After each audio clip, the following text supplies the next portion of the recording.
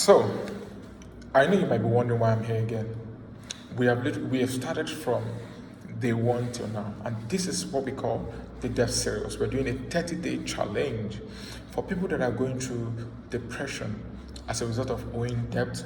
Are you really having pressures from people because you're owing? Don't worry. I've also been in that part before, and I've been there. I've suffered. I've seen a whole lot from it. People called me names, sent me messages. I lost friends, lost contact of people. So many people threatened me, sending me messages. It's traumatic. But like I said, if I can survive and I'm out of it, and I'm still pushing and I'm making sure that things works out, you can also do that. Life no be difficult, but I know you can get better. But so what we want to understand is we'll always be saying this is owing debt is not a death sentence. You can come out of it. Now, the previous challenge, what we did was we told you about stop borrowing from loan apps and banks at the moment because of your state. Except when you look at the total amount you're owing, and let's say for instance it's 2 million, and you have someone, a friend or a family member that is willing to give you more than that amount, let's say 3 million or 4 million, clear your debt and also use this one to start up and pay me within a specific time frame. Yes, it's possible. That can work. But if not, avoid loan. You can't use loan to pay loan. You can't use borrow to settle a borrowed debt. If it might be a failed business or whatever it is, but you can do that. So I'm rooting out for you. Once again, I'm Gift Sirma, yeah? So I'm the voice for those that are owing debt. And I know you can also get better. I'm not a perfect person. I'm not expecting to be a perfect person. But I'm here just to lend my voice because I know a whole lot of persons are going through the same challenge and we can all get better. So how do we make this impossible? This is how. Now, today we're going to be talking about, today's day 11. Okay, so what we're literally going to be talking about is build a small emergency fund. Now, it's important to save. Now, I've also explained to you, you're going to draw a table. You have one table that shows a business that brings you daily income. You have another table that shows a business that brings you weekly income. You have a table that shows a business that brings you monthly income. You have a table that shows a business that brings you quarterly income. You have to think deep. What can I be doing that will be giving me daily income? What can I be doing that can give me weekly income? What can I be doing that can be giving me monthly income? What can I be doing that can be giving me quarterly income? Now, let me explain. What can be giving you a daily income can be tied to some petty business. It can be tied to your skill, what you're passionate about, what you like, or maybe something you learned. Can be giving you a daily income.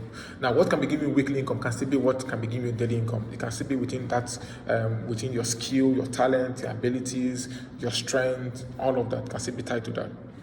Now, what can be giving you monthly income can be with your certificate. You can go get a job. Or you can use the skill to be working remotely, or you can use the skill to work for companies that can be paying you salary at the end of the month, something you show off. Now, what can be giving you monthly, quarterly? You can also start up your business where you can be seeking to supply goods and services. Just think of something that can give you within 300,000, 400,000, 500,000, whenever it comes, quarterly, when it comes. Now, the idea is the one that gives you daily income actually helps to sort out for petty things. You want to buy soap, your toiletries and all of that. The one that gives you money weekly or thereabout can sort out for food and whatever it is. The one that gives you money monthly can be able to sort out for maybe you can save a little from there to pay debt and all of that. You can also save for your rent. You can also give to your family a little from it. You can also save for future personal development and all of that, and for your house rent. While the ones that come quarterly, which can be huge, it can be used to settle half of it can be used to settle big debt. Then the remaining balance can be used to plan for the future. You can save. Those that they are not married yet, people that wants to get married, you want to build a house, you want to buy a car, you want to travel abroad, you want to do some training, you want to go to school, you want to do some professional courses and all of that. That can help to cater for that. All right. But now today's topic is you have to save build small emergency funds because it's just going to save you. So no matter how you're paying your debt, remember, basically you can use I'm going to derive a formula that can help us, you understand. So but at least if possible, you have to save at least 30% of your income every month. Apart from paying your tithes or doing seed or 10%, you have to save like 30% of whatever money comes to you, 30% at least. Some people advise say 50%, but I'm saying it's too much because there are other things you need to do. You have to keep up with the one for paying debt, you have to keep up the one for paying rent, you have to keep up the one for necessary expenses, you have to keep the one for savings, for emergency funds. But at all costs, you have to make sure you save.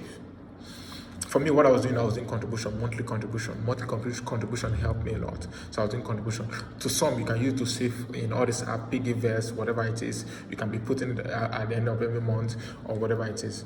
Everybody knows what works for them. You can do daily savings, weekly savings, monthly savings, whatever it is, it can work for you. Or whenever that quarterly huge funding comes from you, the small business is starting to be supplying and all that, contract and all that, you can also save. Let's say you can save 30% from there. But at all costs, make sure you save because it's going to save you. Save today, for it's going to save you tomorrow. So while you're paying your debt, remember that you have to save for you, because if you lose you cannot be able to keep up to pay debt. So make sure you are okay. And also keep an specific part for paying debt. You have to strike a balance. Don't give all, so that you can be able to resuscitate yourself enough to be able to pay debt. I don't know if you're following. I think you're following. So, well, whatever I'm sharing with you today are my personal experiences. For me, I was able to come out and also still move forward. I'm married now. I have a wife now, but yet I'm still trying to. My wife is one of my biggest fan and support system. She has been so amazing. So for me to be able to settle down and get married, I had to be saving for my contribution. So whilst I'm settling them, I'm also saving to move forward. Because if you remain stagnant, you cannot be able to, the opportunities that are available for you tomorrow, you cannot be able to access them because you're still where you are. So while you are paying them, you also need to be advancing and moving forward. Trust me, it's very important. It's very important. So once again, I believe these words must have also touched you. I want you not just to hear them, also implement them.